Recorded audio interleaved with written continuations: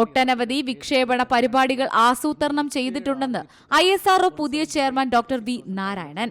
നല്ല സമയത്തിലൂടെയാണ് ISRO കടന്നുപോകുന്നത്. ഗഗൻയാന് മുന്നോടിയായി ആളില്ലാ പേടകത്തെ വിക്ഷേപിക്കും.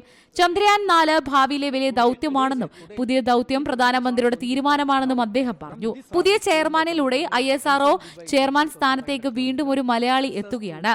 നിലവിലെ ചെയർമാൻ ഡോക്ടർ S സോംനാഥ് സ്ഥാനമൊഴിയുന്നതോടെയാണ് പുതിയ നിയമനം. ജനുവരി 14 അദ്ദേഹം സ്ഥാനമേൽക്കും. മുതിർന്ന ശാസ്ത്രജ്ഞനായ ഡോക്ടർ വി നാരായണൻ നിലവിൽ കേരളത്തിലെ വലിയമലയിലുള്ള ലിക്വിഡ് പ്രൊപ്പൽഷൻ സിസ്റ്റം സെന്ററിനെ നയിക്കുന്നു. 1984 ISROയിൽ ചേർന്ന നാരായണന് ഇന്ത്യയുടെ ബഹിരാകാശ പദ്ധതിയിൽ 40 വർഷത്തെ പരിചയമുണ്ട്. റോക്കറ്റ്, ബഹിരാകാശ പേടകങ്ങൾ എന്നിവയിൽ അദ്ദേഹം പ്രാവീണ്യം നേടിയിട്ടുണ്ട്. വിക്ഷേപണ വാഹനങ്ങൾക്കായുള്ള ലിക്വിഡ് സെമി ക്രയോജനിക് പ്രൊപ്പൽഷൻ സംവിധാനങ്ങളുടെ വികസനത്തിന് നേതൃത്വം നൽകുന്നതുൾപ്പെടെ വർഷങ്ങളായി അദ്ദേഹം ISROയിൽ പ്രധാന പങ്ക് വഹിച്ചിട്ടുണ്ട്.